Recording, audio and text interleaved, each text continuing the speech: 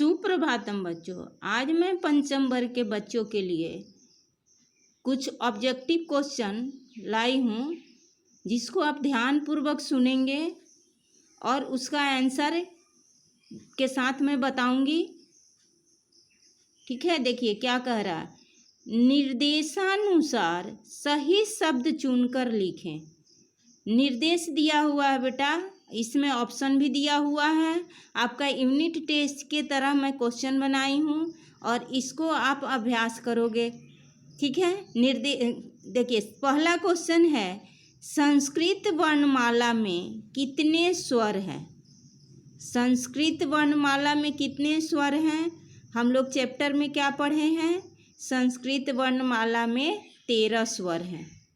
ठीक है, यहाँ ऑप्शन है 11, 12, 13, 15। तो सही क्या होगा? 13। सही क्या होगा? 13।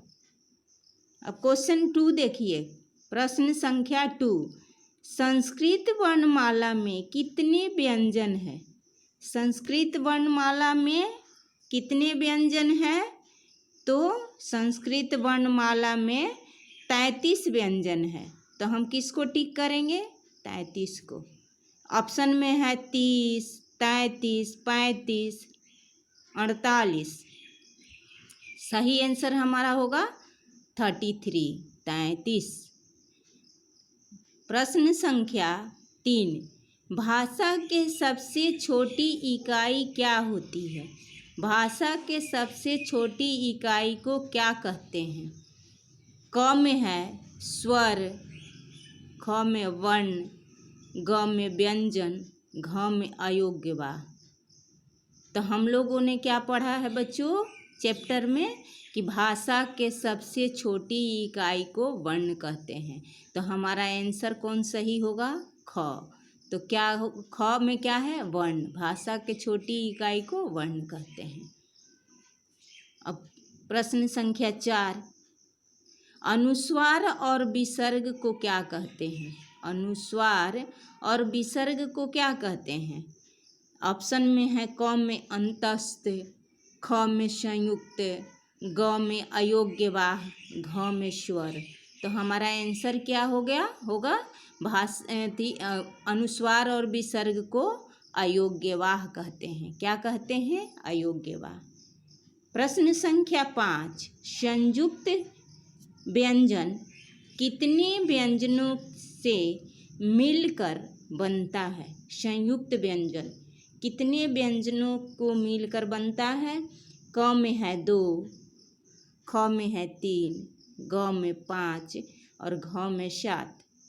हम लोगों ने चैप्टर में पाठ में क्या पढ़ा है बेटा कि संयुक्त व्यंजन 2 व्यंजनों के मेल से बनता है। तो आंसर कौन सही होगा? क में क्या है? 2 व्यंजनों के मेल से। प्रश्न संख्या 6, किसको बिना किसी की सहायता से बोला जा सकता है? किसको बिना किसी की सहायता के बोला जा सकता है? ऑप्शन में है विसर्ग, अयोग्यवाह, व्यंजन और स्वर। हम लोग पाठ में क्या पढ़े हैं बच्चों? हम लोग पाठ में पढ़े हैं कि स्वर को बिना किसी की सहायता को बोला जा सकता है। तो हमारा आंसर क्या होगा? स्वर। स्वर किस में है? घ में। तो हम घ को सही करेंगे। प्रश्न संख्या 7, अयोग्यवाह क्या होते हैं? अयोग्यवाह क्या होते हैं? क में है स्वर, ख में है व्यंजन, ग में है न स्वर न व्यंजन और घ में है विसर्ग। पाठ में हम लोगों ने बच्चों क्या पढ़ा है? अयोग्यवाह न स्वर होता है न व्यंजन होता है। अयोग्यवाह क्या होता है बच्चों? न स्वर होता है न व्यंजन होता है। तो न स्वर और व्यंजन किस में है? ग में। तो हम किसको टिक करेंगे? ग को। अब देखिए प्रश्न संख्या 8, आजकल संस्कृत या हिंदी में कितने स्वर प्रयोग में आते हैं? आजकल देखिए स्वर के चैप्टर से बेटा 2 तरह के क्वेश्चन बनता है। एक तो बनता है कि संस्कृत वर्णमाला में कितने स्वर होते हैं, जो आपका प्रश्न संख्या 1 में ही लिखा हुआ है। अब यहाँ क्वेश्चन नंबर 2 हो गया उसी से संबंधित। आजकल संस्कृत वर्णमाला में या हिंदी में कितने स्वर प्रयोग में होते हैं?